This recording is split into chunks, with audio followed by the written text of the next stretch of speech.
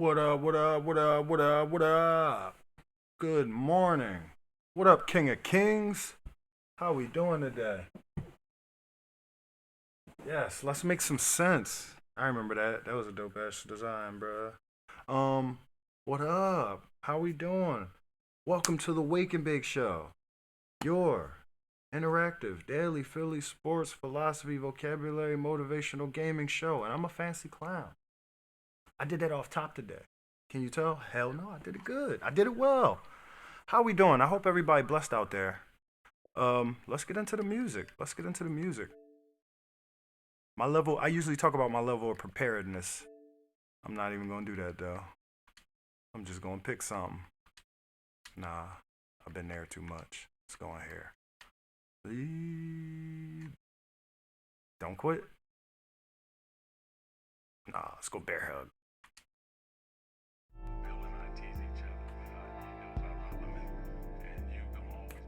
Yo, man, I miss you too, man. I missed the show. I missed having my fun doing this. Get your coffees ready. Hopefully you got your waters and your smokes if you're smoking. If you ain't smoking, don't smoke.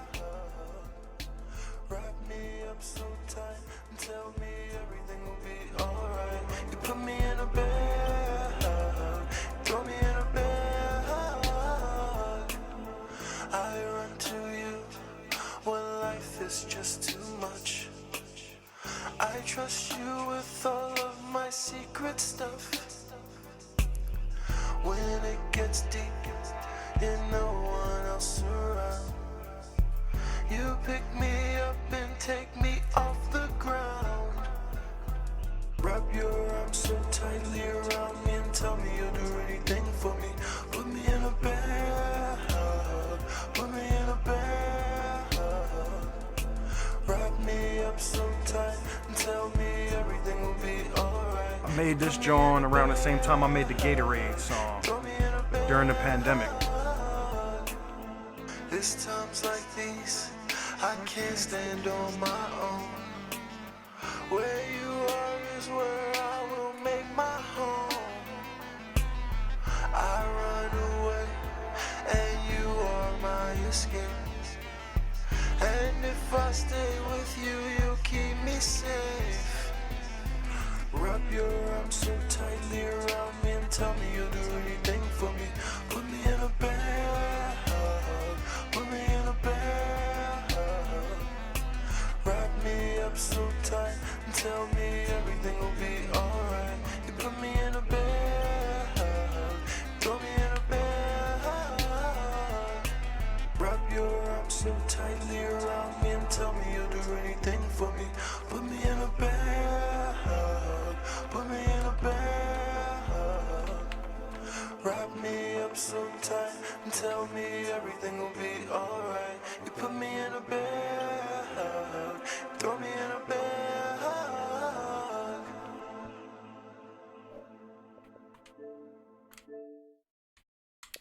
Yeah, like I was saying, I made that song during the pandemic. Um, woke the young boys up, gave them bear hugs. They was like, "What's a bear hug?" I was like, "Y'all want bear hugs?" They was like, "What's a bear hug?" I was like, "I don't know what a bear hug is. Nobody ever explained that. Let me have the pleasure of explaining to you what a bear hug is. Come here, you know." So then that day, overcome with emotion, I went and made a song about it. I didn't take the song very seriously. I had one homie that I work with. He heard that John and he was like, "Yo, this John crazy. Play it again," and sat there quietly and loved it again, and was like that part when it dropped, and his enthusiasm was just so it was beautiful. Like so now I respect it, and now I try to share everything I can because sometimes you be making stuff and you don't love it so much. Like I don't in anything. Imagine you're a woodworker, right? Sometimes you make things that you don't necessarily have a use for. Um, right? So I look at music kind of the same way. I've made a lot of songs that I don't really feel like I love, but they did things for people. You know what I'm saying? But anyway, I will show y'all the setup, but I'm looking forward to changing the setup shortly and like the next week. This week I did the chat. Next week I'm doing that. What up, Lindsay Pop? What's Gucci, baby? Exactly. Boys just want love. Exactly. When we was doing that. Um, so this is not what I'm talking about. Let's get into the word of the day. So, if you read the top of the page, you was like, this boy finna talk about recess? And essentially I am actually. See, I like this word. I like words like this. And I was thinking about it the other day, and I was talking to my young boy about certain things and how words are put together. The root, you know, the suffix, the prefix, or whatever. Um, and I was explaining to him how, like, just changing one small detail about a word will change the whole entire meaning of a word. But certain words are like certain words are very versatile, and I think that that's what makes me fall in love with certain words because you could use them in so many different. What up, brah? What's good, baby? Good to see you, man. Um, Certain words you can use in different circumstances, certain situations, but I love it when you got words that you can bend them. You know what I mean? You can move them around. And recess is one of those words, or recess, depending on where you at. Recess. Yeah, depending on where you at in the region. So recess, that's the word I want to highlight because I know for a fact before I looked this shit up, it got three different meanings and they're all related. Like they're all the same meaning but different. And this was one of those words that it was gonna kind of paint that picture for me. If you smoking, let's smoke. If you drinking coffee, let's drink some coffee. While I move my face.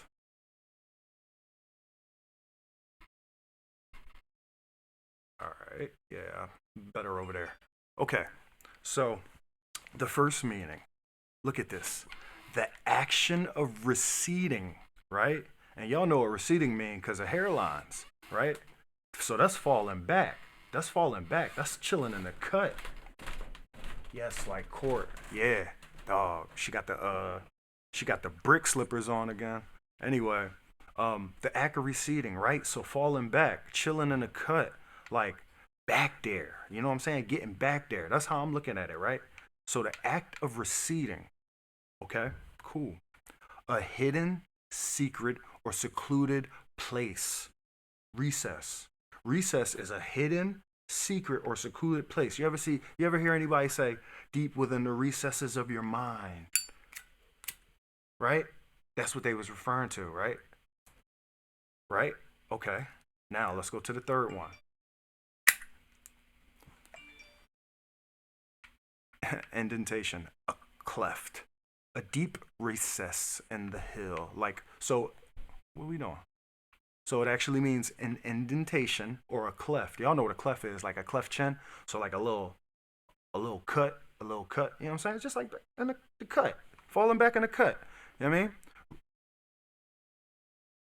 Yes, recess court. Exactly. It's like, yo, I ain't telling y'all to all go play outside. I'm telling y'all, let's go fall back. We all gonna fall back. Y'all gonna fall back, we gonna fall back, and we gonna come back here. You know what I'm saying? So court recess, right? Butt chin, you got me, cleft chin. Um, a suspension of business or procedure, often for rest or relaxation. That's exactly what the court. That's the court one. So children play at recess. The other one is a recess lined with books. So like an alcove, like a certain place, like a cleft lined with books. And then the other one is a hidden secret or the action of receding. Oh my God. And that's just the motherfucking nouns. Check out the verbs, right? So, yeah, man. These words like these, they're dope to me because they mean so much in such a simple way.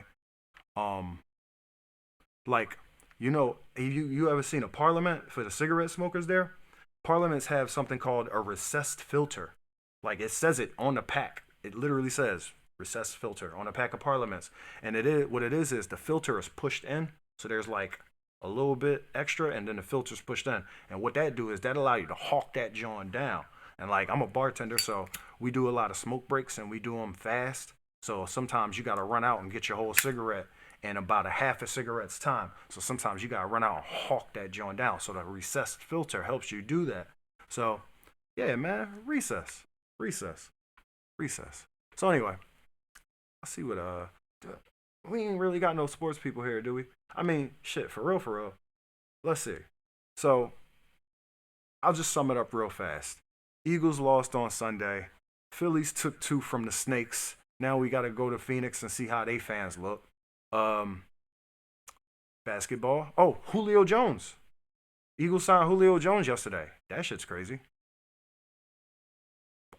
Joel Embiid, James Harden. I don't know. Nothing special with that. Kelly Oubre won't be starting. I don't know. Nothing real special with that. Preseason games. All right, let's see what I saw on Twitter. Don't nobody call me. That never happens. That never happens. Y'all ain't never seen that shit happen. Oh, let's see. Oh, look. This crazy. This shit was crazy. I'm not even gonna say nothing about this. I'm just gonna show it to you.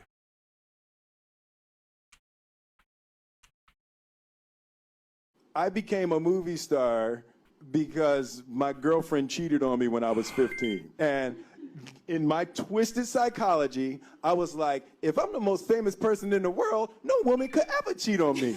Oh my way. Should I play it again? Gentlemen, Lindsay Pop, Bra LFE, King of Kings, 3712. Should I play it again? I'm gonna play it again. I became a movie star because my girlfriend cheated on me when I was 15. And in my twisted psychology, I was like, if I'm the most famous person in the world, no woman could ever cheat on me. On my way. I became a movie star because my girlfriend cheated on me when I was 15. And in my twisted psychology, I was like, if I'm the most famous person in the world, no woman could ever cheat on me. He was incorrect. He was sorely incorrect, bro. Them same motherfucker. Sorry, forgive my language. I'm trying not to curse on here. Those same insecurities that you had that propelled you to go and get fame are the same insecurities that are gonna. I'm just gonna say you ain't get rid of those insecurities, my guy. That's people for you. I mean, I'm not gonna say it is twisted psychology, but I don't want to sit here and shit talk my G. Because at the end of the day, we all make the same mistakes. You know what I mean? On a regular basis, whether it be with relationships, whether it be with bad habits, like smoking. A lot of things. We sit there and just be like, well, I found success as opposed to finding a way around my failures. Like, instead of addressing my shortcomings, what I did was I went and compensated it elsewhere in my life or in other aspects of my life. That's just, that's cool and all, but that ain't it. That's not, you know what I'm saying? Like, that's not the whole, damn, yeah, that ain't it, man. That's cool, but that ain't it. That doesn't do it. That's part of the fucking solution, but nah. Yeah. His twisted psychology. Oh, you right. So yeah, you right. I'm sorry. What's this? Oh, this happens. I actually wanted to just alert the homies. I just want to alert the homies because I know y'all. I know all of y'all do this. This is about as disgusting of a story you will hear. A person in Long Beach, California, ordered Mexican hibachi via Grubhub.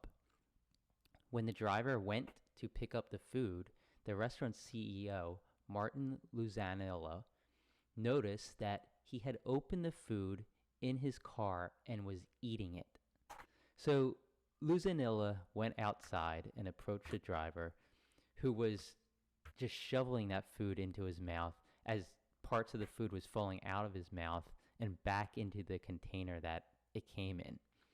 Thankfully, Martin, the restaurant CEO, called the person who had ordered the food to let them know not to eat it. That person had unfortunately already received the food, Is this too and it low? was I just already realized. all packaged up, and it was packaged extremely neatly. It didn't even look like anybody had touched it. Thankfully, the person did not eat the food though. Martin then made the customer some new food. Will you ever order food from a food delivery service again after watching this video? Damn, This is kitty. about as disgusting of a story. So I guess I just want to share with you to be very careful about this. Last time I ordered some Popeyes chicken off of Grubhub, the joint came with 5 biscuits, and I was like snapping, like, what's going on? And my aunt ordered it for me. She was like, no, ain't nobody take no biscuit. I'm like, how many? Oh, she like, how many biscuits in there? I'm like, it's 5 biscuits. She like, damn, they don't even sell 5 biscuits. You gotta get 6. So, yeah, what up? I got a new person. Good morning. Who is that? I can't even read their name because it's black on my screen. Revive Me Random. What up, Revive Me Random? How you doing? Welcome to the show. But yeah, so you got to be careful out here because people will eat your food and they will stick their grubby hands up in your food and they will do nasty things to your food intentionally. Intentionally do nasty things to your food. I saw a clip yesterday. I didn't want to put it on here because it was too explicit. But a chick basically did what you can imagine with a hot dog and then served that joint to somebody.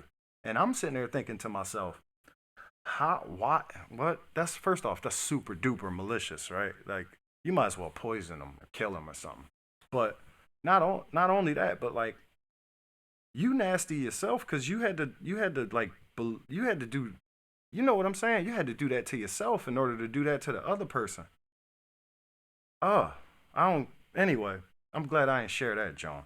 But yeah, man, y'all gotta be careful with this because like these Grubhub drivers is out of control. And the thing is, they know for a fact that you call the place, you complain, so on and so forth. It's a star. It really don't get back to them most times. Like, it really doesn't get back to them most times. So a lot of those dudes, they just Uber drivers and they get hungry and they be like, I'm gonna do Grubhub now because I'm gonna get some free food, which is messed up. But I definitely discourage against this type of stuff. But I will also say I've worked in restaurants mostly all my life, and ain't nowhere really clean as you think it is, 100%. But I don't want to sit here and just talk about negative things. Oh, y'all parents. I'm not a parent, but y'all parents. This John crazy. Just explain. Give me your phone. Jenna, stop. It's your mother and father. Jenna, look, turn around. Turn around. You dare go into a stranger's car. Just explain. Give me your phone right now. Give me your phone. I'm sorry, let me save you the confusion I went through. Scare straight, parents, children meeting people on Facebook and internet. So these children have went to go meet people on Facebook, and their parents are the people that they will meet. Jenna, stop. It's your mother and father. Jenna, look, turn around. Turn around. You dare go into a stranger's car. Just explain. Give me your phone right now. Give me your phone now.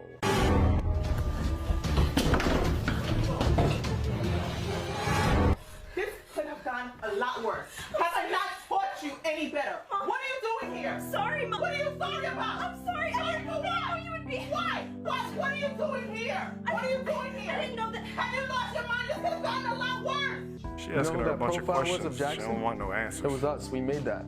We wanted to test you and see if you'd actually show up. And like an idiot, you showed up. So tell Hey, me. little buddy. I'm Amanda's dad. Hop on back. Where's Amanda? She's at home. Didn't she tell you I was coming?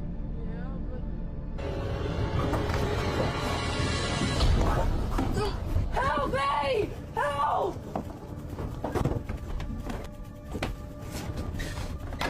What's wrong with you? Did they tell you don't do this on Facebook? Watch who you're talking to? Don't you know you never know who's in there? Now what do you do if I don't find you anymore? I'm out having dinner. Then we just talk about this? Then what are you doing in here? Why? You've seen this before, I assume, from your reaction, right?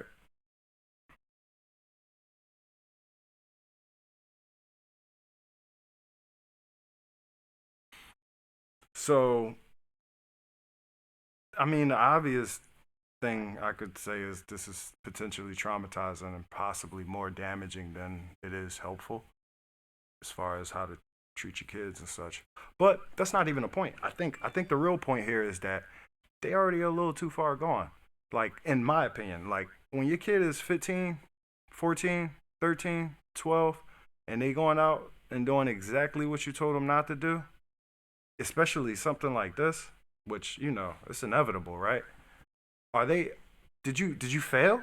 Did you like completely do a terrible job at getting them to be obedient and like prudent and thoughtful and safe? Because that's just crazy. Like, for instance, if you got a kid who's, let's say they turn 12. They turn 12, you move to a certain neighborhood, or they switch schools or whatever. Maybe they graduated, they go to a new school, and then all of a sudden, immediately, they have like some crazy type of addiction. Like maybe they just started smoking cigarettes, or maybe they started taking pills or something like that. This is all hypothetical, right? Say this happens. Your child at 12, 13, and your kid gets to the point where they need rehab. Like, are you considering yourself a failure at that point? Because you raised a 12 or 13-year-old who is completely like not in control of their own behavior or decisions? Do you consider yourself a failure? I'm just asking. I'm not saying anything. I'm not assuming anything. I'm not saying anything. But like, would one consider themselves a failure in such a case?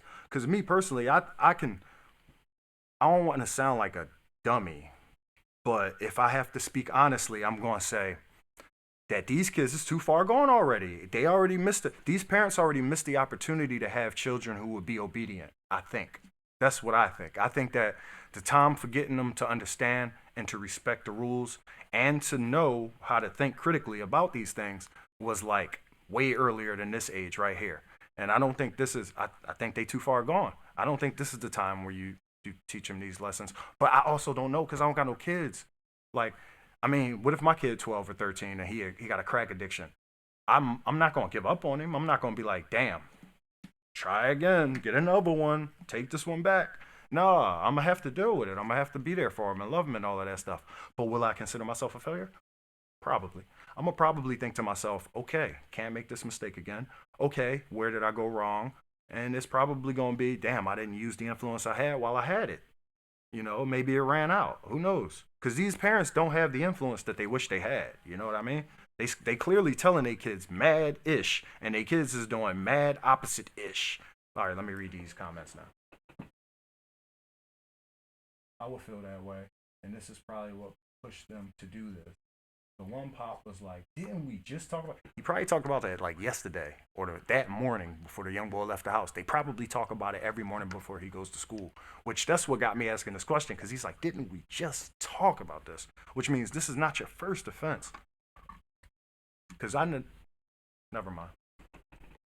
Go Birds. What up, Azor? Good to see you, man. Good morning.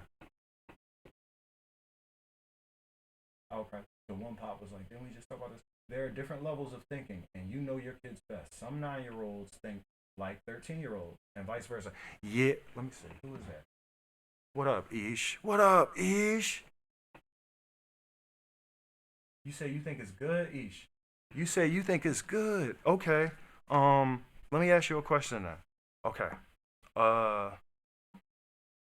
So what's next after this? Once this doesn't work, let me ask. Like, I'm not trying to put you on the spot, and I'm not trying to say that you got all the answers. But what would you do if you did this, right? If you went this far, you know, to traumatize and humiliate them, what's after this if this don't work? What's after this? Like, if you took this step as a parent, if you take this step, this father, and if this doesn't work, the very next day, his son right back there again in the van. What's next? What's the next step after that?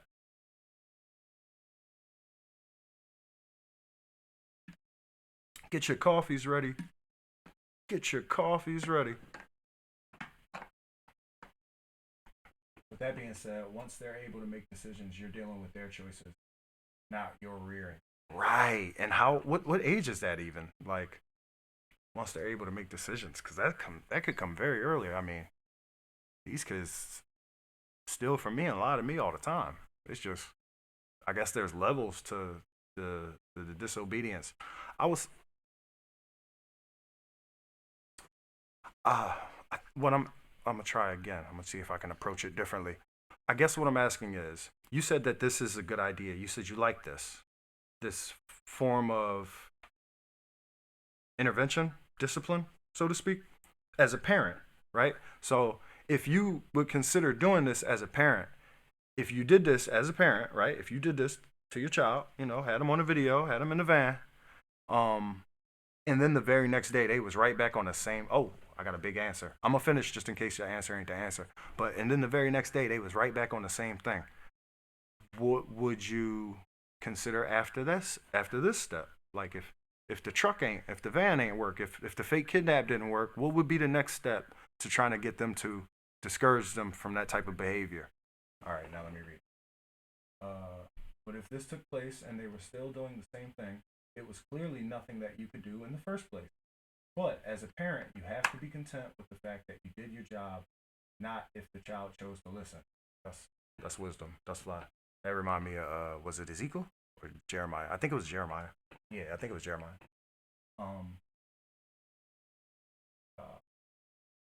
Yep, 3 times. Let's go.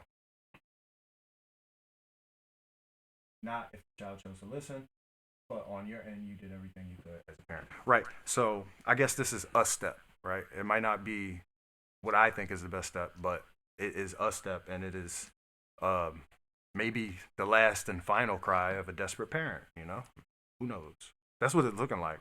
It's looking like they've already kind of lost control. And that was what I was saying before, basically, which is I think that this step is so extreme and radical that it's really more just for entertainment, I think. And I think that there's no helping these kids. I think that these kids particularly, I don't think you're going to convince them from any of your words or your actions not to do stupid stuff like this. I think they're going to have to learn their lesson how they learn their lesson. That's just me saying what I think. I don't know nothing though.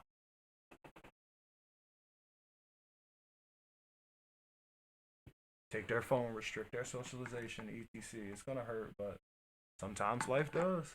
Oh yeah, almost every day.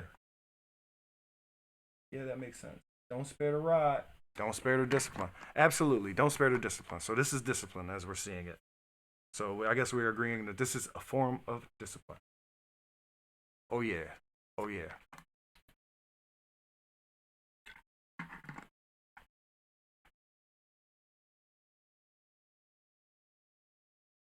So, all right. I think it's scary trying to parent these days. It really is. Like I was talking to my young boy earlier about all right. So I watched this video on this Amish lady, this wonderful Amish lady, and if you've known me a long time, ooh, each got a big one. Facts, realistically speaking, like this is done. Oh, sorry. Fact, realistically speaking, though, like this is done in hopes that they really consider their choice of leading to a negative outcome. Sure, they could try it again, and parents, maybe this will get you to think twice or slow down or whatever. Yeah, I mean, yeah, that's the hope, right? The hope is that for that one moment, they thought this was real, and that one moment might have horrified them just enough to never want to feel it again, to go through whatever it takes to avoid it. I guess so. I'm not mad at that. That sounds pretty cool. See, the thing is, what I really love is perspective is perspective. You know what I mean? When it comes to these types of things, there's no absolute right or wrong. There's some stuff that is better or worse, but there's no absolute right or wrong because we all coming from different places, you know? But yeah, so I watched this Amish lady with that said, right? And I respect a lot of stuff she was saying. Matter of fact, I respect everything she said. If I could find this video, I'm gonna show it one day on here. So this Amish lady was raising her kids, right? So there was 2 things that I want to highlight. The one thing was she had her baby out there when she was milking the cows, and she had the young boy who was like 4, and then she had the baby rocking him back in the, you know what I mean? So the person who was interviewing her was saying like, don't you find this to be a lot of work? Because a lot of people were the documentary that I watched was coming from an angle of disparaging the lifestyle. So they was actually interviewing them and saying like, "Isn't this struggle? Don't you hate this?" They was expecting everything to be all dark and gloomy and stuff. But these Amish people that they interviewed, they really loved their life, man. They really understood why they loved their life too, and was ready to explain it. They had a firm foundation that they stood on, for real, for real. So anyway, the lady's out there, she's milking a cow and such, and the little baby is crying, and the other little baby's running around playing with hay or whatever. So she asked him to pass her bucket, he passed her a bucket, and the lady asked the other lady, she's like, or maybe it was a man, who knows, asked the lady, "Don't you find this to be a lot of work? Like getting up so early, doing all of this on the farm with your own hands, but then also having to deal with the kids while you do this? Like, how do you do it? And if you do it, like, why?" And the lady was basically saying like, "Well, I always bring them out to me and I have them with me whatever I do, because one, I can't leave them alone, but also I have to train them. Like when I'm here and I'm doing what I'm doing, they might seem like a little bit of a distraction at first, but they're actually helpful. And eventually they'll be able to do this themselves. The first year, couple years, they'll cry, but then after that, they'll be able to pass me the bucket. And then once they're about 7 or 8, they'll be able to do this themselves. About 12, 13, they'll be pros at it. And then by the time they get to about the age I was when I had them, they'll be ready to take over their own. And they'll know every different task that I had to do. So I thought that was wisdom. I thought that was dumb wisdom, because there's so many things that we do in life now. I don't just apply that to work and farming and milking cows, but there's so many different things that we do in life. Actually, you know what else? I want to use my other homie as an example too, to kind of push this point further a little bit. My homie used to take his son everywhere, like, and he used to just chill and be kicking it with the boys, kicking it with the homies, but he would have his son with him all the time. And, you know, we'd be chilling. We'd be smoking sometimes. We'd be drinking sometimes. But the little kid was there. In most cases. Now, you know, we wasn't hotboxing on the little boy or nothing like that. But just to say, hey, man, come on, bro. So just to say, the young boy was there a lot. But I really think that was huge for the young boy, because the young boy developed a certain type of maturity that I think only really comes from being around people who are older than you a lot. You know what I mean? So I think that has a good bit to do with it. But then also it's like, sometimes, why would you let that stuff take you away from your child? Like anything at all. Like if you got a job, if your job takes you away from your child, that's cool and all, because it has to happen at certain times. But if you could include your child with your job, how much better would that be? Right? And so this woman is in a position where she don't got no boss, you know what I'm saying? Ain't no liability waivers to sign. She could bring her kids on to work every day. So she would enjoy doing that. She loves to do it, and I love it too. I love the idea of it. Like, whatever you're doing, get the kid involved. Give him some experiences, you know what I mean? Obviously, assuming that these are good and productive things, right? Not immoral things, not vulgar things. But yeah, so that, and then the other point she pushed home, which I guess this will take us back to this thing right here that I just watched. I really, really took this from her, and I take this. Like, the little 3-year-old or 4-year-old or whatever age he was, he picked something up, and she said, "No, that's after breakfast." It was like some little toy or something he wanted to play with, but it was time to eat or something. So she was like, "No, after breakfast." And he looked at her, and then he went to go reach for it again. So she took his hand and pulled it and put it back down to his side. And then he walked away and did his little thing or whatever. So the person who was filming, she was like, "What's that? What was that just now? That interaction?" And she was like, "Well, I call that tiny signs of rebellion. And I feel like those need to be put down at every chance. You need to get those out of the way very early, because they'll grow. They're just seeds." She said seeds of rebellion. They will grow into something big and ugly, and something that you probably won't be able to stop. So you gotta put that down when it's there, when it presents itself immediately. I don't know who you're talking about. It's just something I can relate to. Yes, seeds of rebellion. You need to quench that flame immediately because it will grow. It will continue to grow. And next thing you know, you got a 12-year-old disrespecting you, and you got a 15-year-old sneaking people in your house, and you got an 18-year-old coming over and cussing you out and being mad and blaming all their problems on you. You know what I mean? So get it when they 5, get it when they 6, get it when they 3, get it when they 2, get it when they understand logic, get it when they understand morality. And if they don't, make them, help them. You know what I'm saying? Introduce it to them, right? But like I said all the time, man, I'm not a parent, man. I'm not a parent. Most of y'all's is parents. So, we got to make the world a better place one person at a time, right?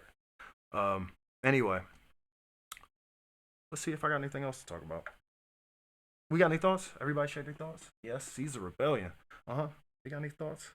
Okay. I came across this morning. This was interesting. It was actually, well, when I say this morning, I actually mean like 2 o'clock because I was up all night playing video games.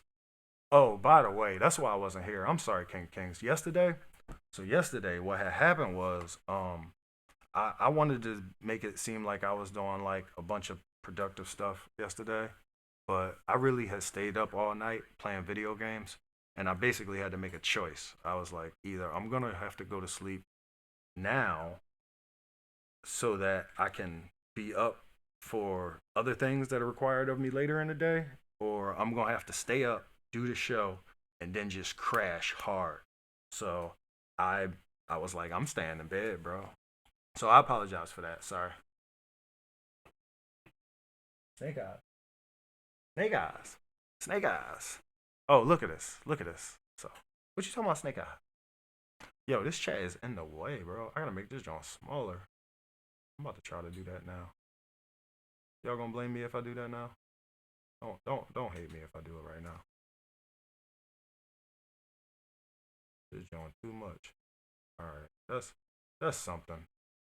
You might have to like stare like that to read it, but it's there. It's there, dog. All right. So anyway, I read this, right? And it was like Stanford scientists, after decades of study, concludes we don't have free will.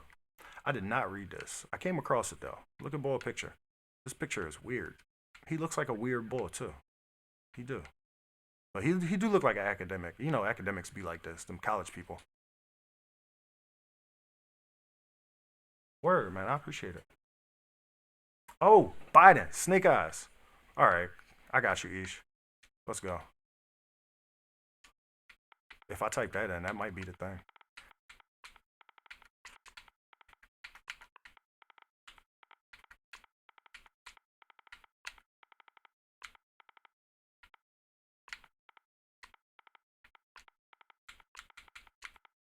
By popular demand. Just so y'all know, I do take requests. Bing videos. Is this the one? This. Now, see, I have seen. I don't know if this is the one, but I'm gonna be honest. I have seen a lot of reptilian videos that that have alleged evidence of reptilian behavior. I don't know which one I want to pick. I need to just go to YouTube. We gotta see if we can find a playlist, right?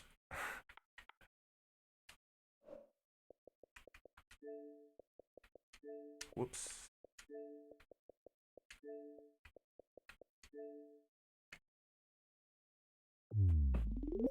I don't even know. My TV just happened to be on, and there was a special report given last week. One from last week, he was going in and out of character. Okay. So the most recent one I can find. Got you. I don't got my mic plugged up for the voice. Oh, bear with me. Biden.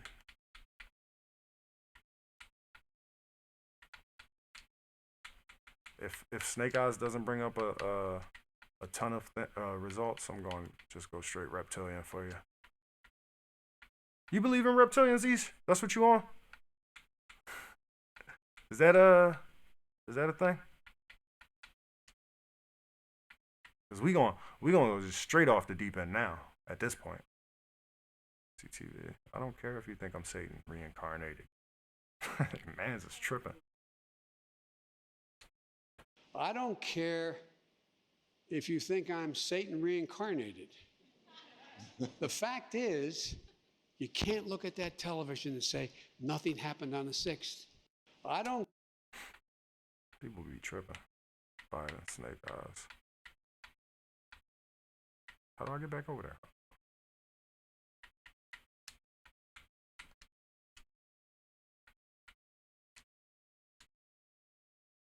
Damn, I gotta start over. No. I'm sorry, guys. I'm not very good at this. But next week, I promise you, I'll have my computer set. Well, I can't make that promise. I ain't gonna make that promise. But I'm gonna try to have my computer set up next week. I'm gonna have like a big thing in behind me that say "Wake and Bake" with like words on it. I love words. Biden. I'm sorry, I'm so distracted. Snake eyes.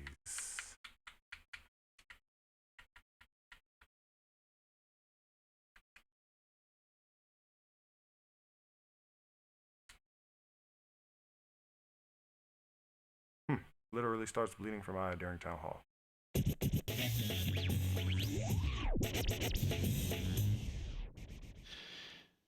Okay, let's get to the third leg of the forum.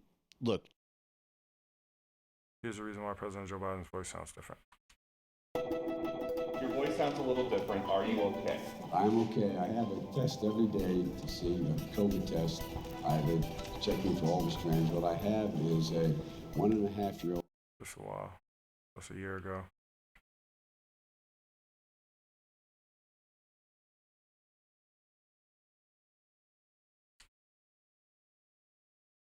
People are waiting for relief. I got them $1.9 trillion relief so far. They're going to be getting checks in the mail that are consequential this week for childcare.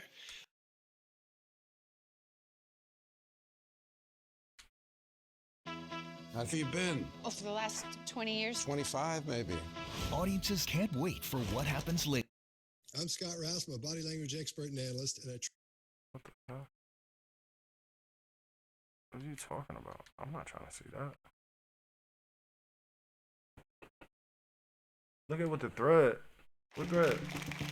In the hours leading up to the first presidential debate, Facebook was full of claims that Joe Biden was going to wear an earpiece during the debate.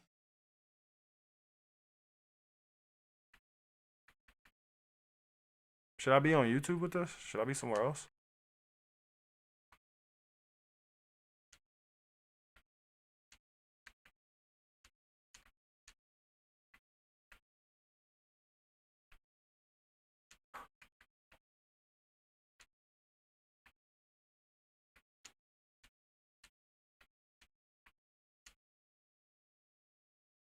$10 days ago? 7 days ago? Okay. It's 25 minutes. President Biden speaks on war.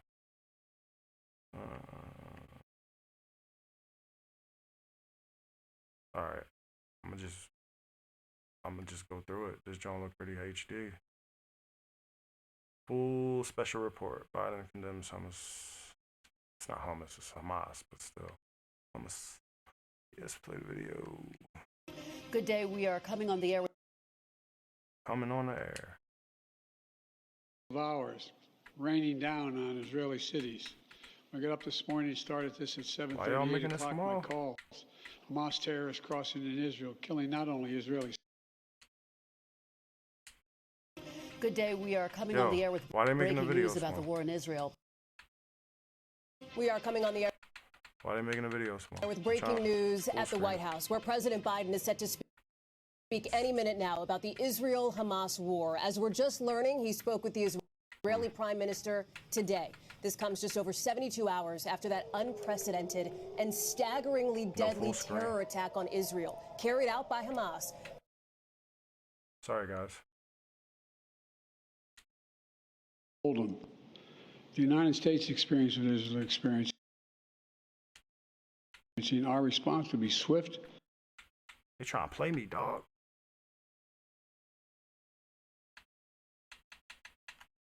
As simple as that.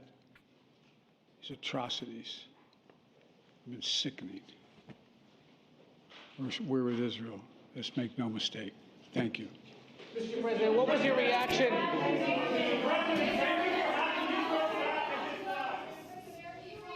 Wait, so, oh, you was just watching them talk and you was peeping. Oh, okay. And partners all across the region and the world. Well, they not letting me full screen this, dog. We're surging additional military assistance, including ammunition and interceptors, to replenish Why are they Iron not Dome. letting me full screen this? We're going to make sure that Israel does not run out of these critical assets to defend its cities and its citizens. Let's try a different feed. All right, let's try a video that's not their video. Let's take a look at Okay, maybe it's my stuff.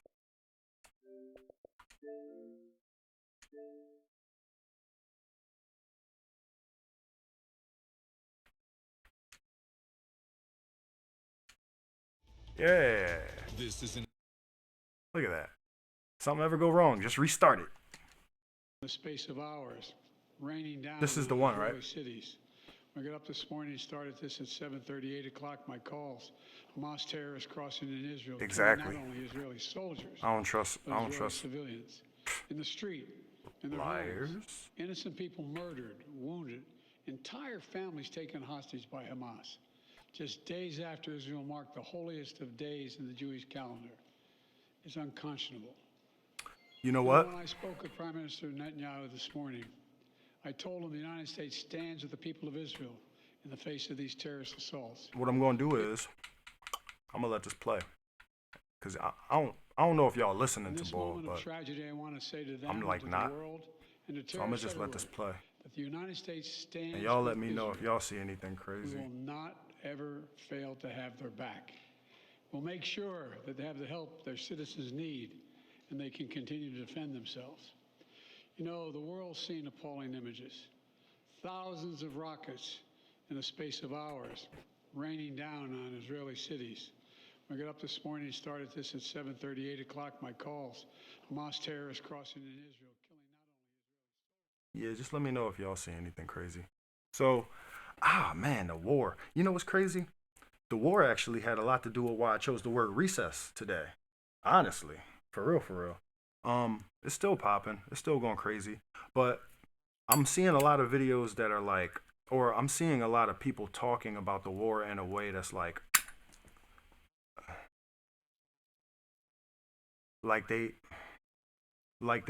people have perspectives on it, right? People feel like Israel is bullying the hell out of these people who are in the country, and people feel like Israel is a part of the United Nations, so they out here with they armies doing their thing. And Palestinians, it's not a country, so it's not an army. It's just some people that they don't want in their land.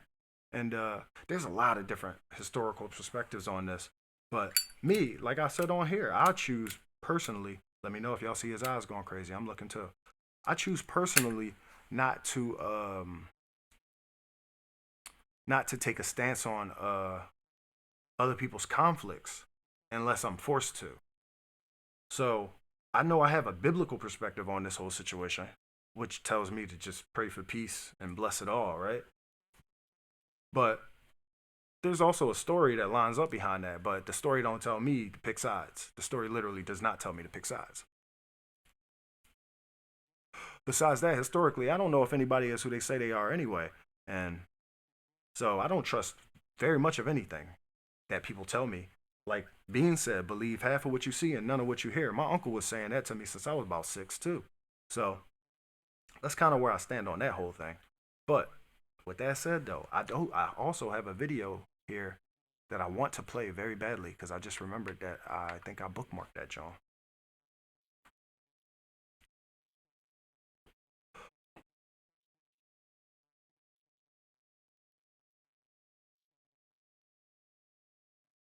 I mean, believe me, anything can be done with cameras. Anything can be done with cameras. But you know what, Ish? I respect your words, and I will go and look for it. Cause you ain't you don't be on no nonsense at all. So I will go look for it. Let me see if I got this other joint. Ooh, this is becoming a long episode. That was not my intention. Okay, where we at? The browser. See if hopefully I bookmark this joint, because I really want to show it because it's relevant. Oh, sorry, Will. What's this? Oh, she's talking about food inflation. That is chaos. That is funny. That is not funny. That's not funny. This is it. Let me get that volume for y'all.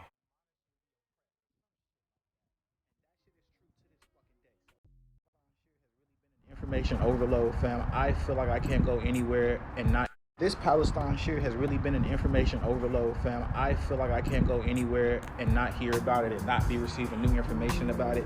So I'm gonna give y'all my how-to guide on how to know if you're on the right side of a geopolitical conflict.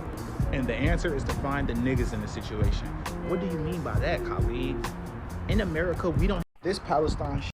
Let me run it back. Here has really been an information overload, fam. I feel like I can't go anywhere and not hear about it and not be receiving new information about it. So I'm gonna give y'all my how-to guide on how to know if you're on the right side of a geopolitical conflict. And the answer is to find the niggas in the situation. What do you mean by that, Khalid? In America, we don't have the power to turn off anybody's electricity and water just because we got a problem with them, right?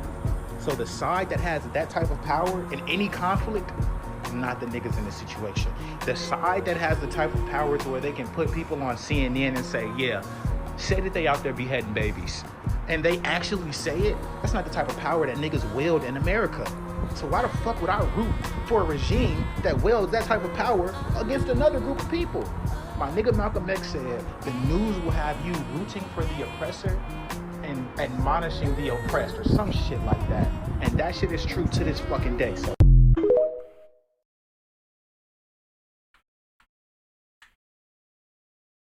he was that was good elocution.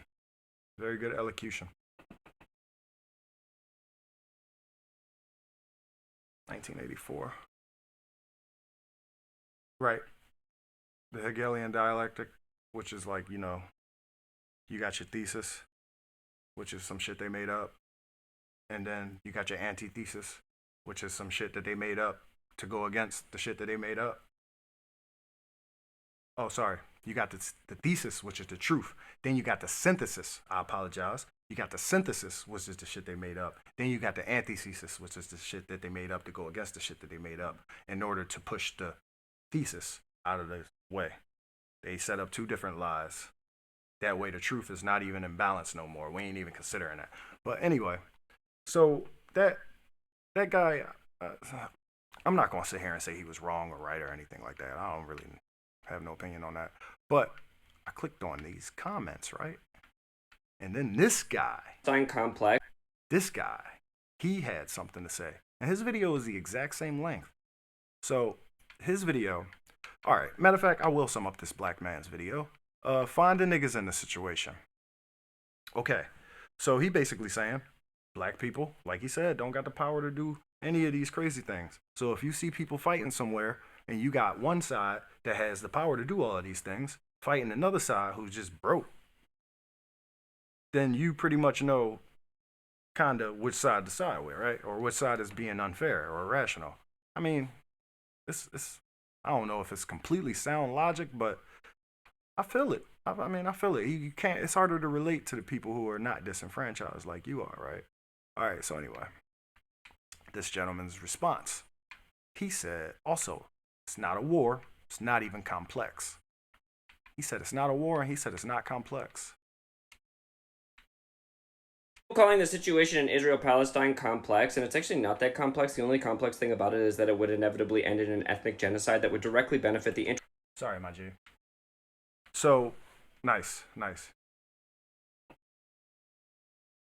Exactly. The idea of overloading with info. But you say he's on to something. He is absolutely on to something. And there's tyranny in the world. Because there's tyranny in the world, and because there's no bit of property that isn't already bought and sold right? There's definitely within every conflict, there's probably a hand of you know what we talking about, a big hand. Like I said, whether it's the Illuminati, the government, just like I was saying the other day, somebody wants these black men in prison. Whether it's the big corporations, whether it's the music industry, whether it's the government, the devil, the Illuminati, whatever you want to call it, the elites, somebody wants black men in prison because it's that way. And it's funded and paid for. I'm going to prove that one day. Well, I mean, it's easy to prove, but I'm going to prove it on here one day.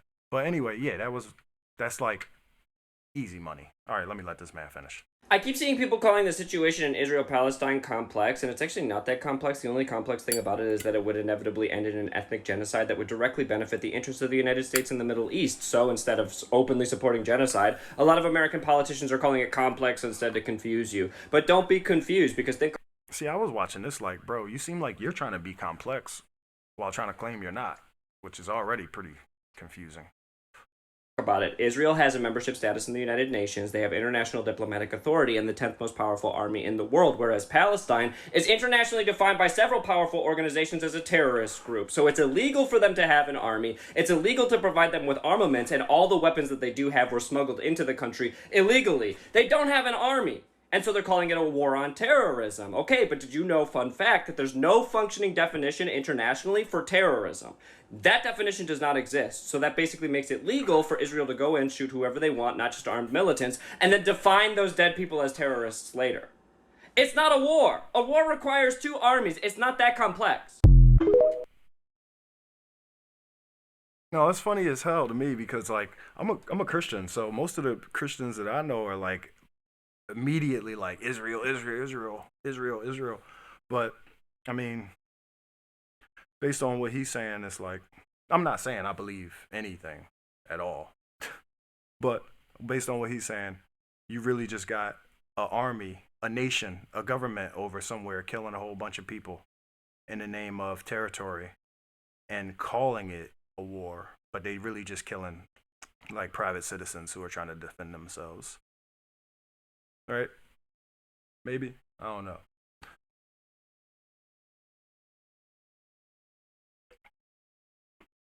It can all seem like it's a bit much at times, right?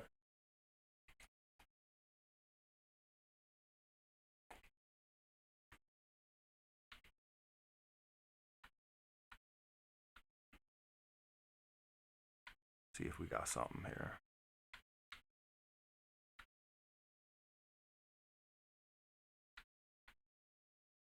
No. See, it's funny. I feel like I want to lighten the mood up now because I don't really want to talk about war. But that's where we at. We here now, baby. That's what it is. So, let's see where we got. Biden snake eyes. Scientists say no free will. There you go. This is something for your Wednesday. Using toilet paper is grosser than you think. Here's a better idea. Question. I feel like, hey, everybody can relate to this, right? I feel like using the wrong toilet paper or what I'm using is too harsh on my skin. How should I be wiping after using the bathroom? Instead of wiping with toilet paper, try using a bidet, right? Cool, that's what's up. The benefits of using a bidet. That's what's up. That's what's up. All of that's dope. All of that's cool. They got directions on how to wipe after you poop too. You know what I'm saying? Before flushing. Common things that patients want to know. But anyway, all of that's cool and all. But this is the part that I care about. Researchers asked 32 nursing students in Japan to wear clean medical gloves when they used the bathroom to poop and subsequently examined those gloves to see what bacteria grew, spawned. Not was just there from leftover poop, but like started growing. People who wiped with toilet paper hadn't, like these is people wiping their butt with gloves on and then coming out. I don't know. Never mind. I ain't even gonna get into it. People who wiped with toilet paper had an average of 40,000 different viable bacteria attached to their gloves. afterward. The bacteria on the gloves of a bidet users were reduced by almost tenfold. So instead of 40,000, they only had 4,000. That's a lot. That's a big difference. That's a big difference. The bacteria on gloves of bidet study was small. More rigorous research is needed to the effects of using bidets compared to toilet paper. But yeah, anyway. I ain't trying to sell no bidets, but if y'all need some, I got a guy. With that said, let's get into these quotes, man. I wasn't ready for the quote today, but I did have an idea of quoting, well, Oppenheimer, man. Oppenheimer. You guys know who he is? I was explaining this to my young boy earlier today, too. So I don't know why. He just popped in my head. I was actually, matter of fact, Ish, I think I might have been talking about this dude with you a while ago. But they had a movie on him, which I didn't bother to watch. But I watched a couple of interviews from him a long time ago because I had read somewhere that dude was like a spiritual dude. And he created the atomic bomb, right? So that right there is the polarization in the character, and I was like, that's fascinating.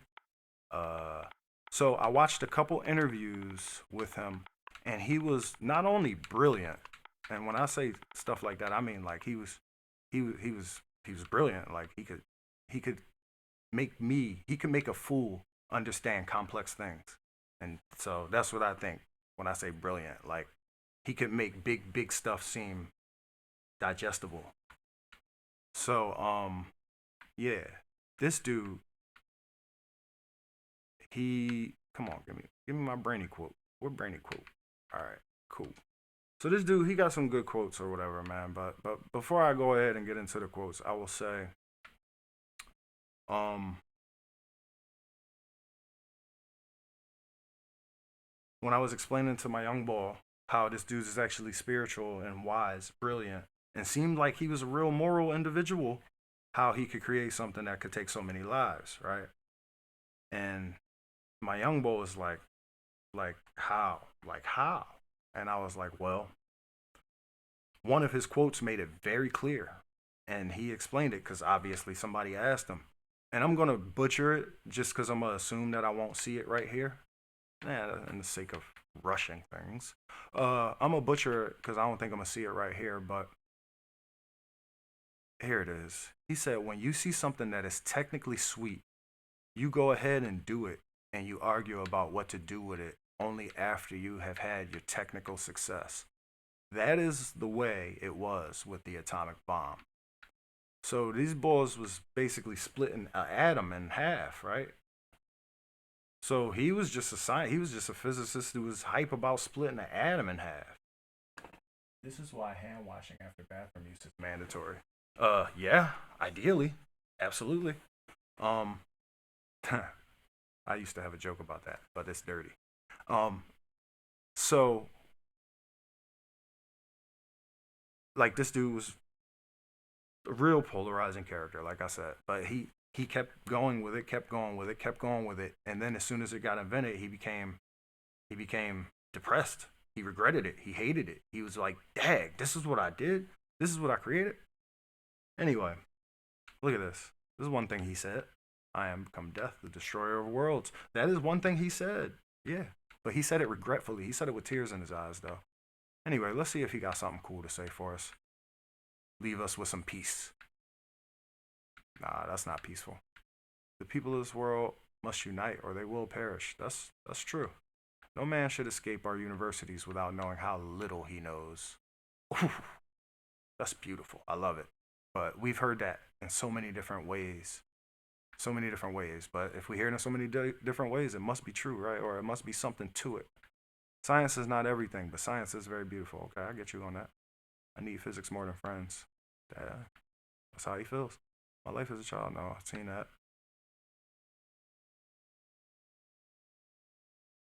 That's a good one, but I ain't gonna leave you with that.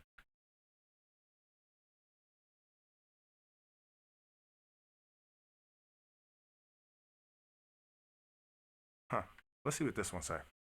because we are talking about war, and I'm trying to see if y'all, I'm trying to leave y'all off on a bright note. So let's see what this one says. I saw what depression was doing to my students. Often they could get no jobs, or jobs which were wholly inadequate. And through them, I began to understand how deeply political and economical events could affect men's lives. I began to feel the need to participate more fully in the life of the community. That's a quote right there, dog. So my man basically said, yo, why you worry about all these political and economical events? You should actually worry about your community, because the people around you and the things that are near you that you can actually affect and immediately like touch, that is where your influence is actually best spent.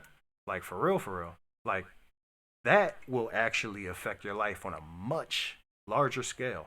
Like having a relationship with the business owners in your neighborhood would be much more effective as far as like things that will like affect your life than, you know, I'd say probably sending money to Israel.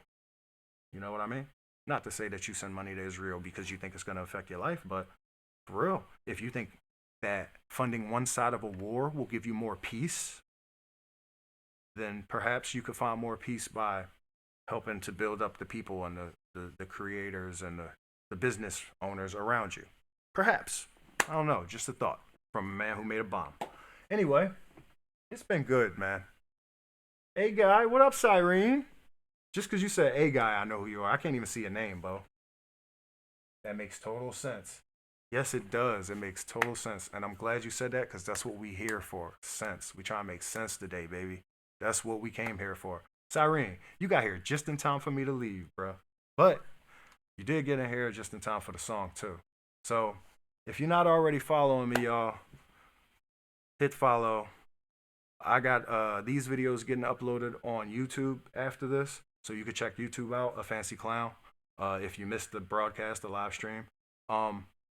You could follow the TRN. I'm going out of order. You can follow the TRN Podcast on Twitter for dope content every day. And you could check out TRN Podcast on all of your streaming platforms because it's the best thing in the streets. What up? Woody up? I think that's pretty much all I got. Y'all have a wonderful and peaceful Wednesday, hump day. And then hopefully I'll see all y'all tomorrow, bright and early at 10 o'clock. Before we get out of here, I'm going to put on a song. Ride Off Into the Sunset.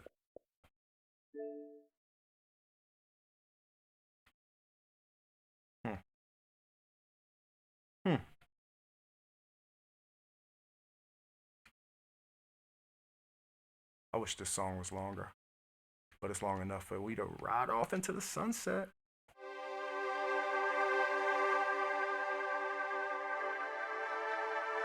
Peace, y'all. Peace, Each Money. Peace, Daily Planet. Peace, King Kings. Peace, Cyrene. Bra, peace. Lindsay Pop, peace. I love y'all. Have a wonderful day.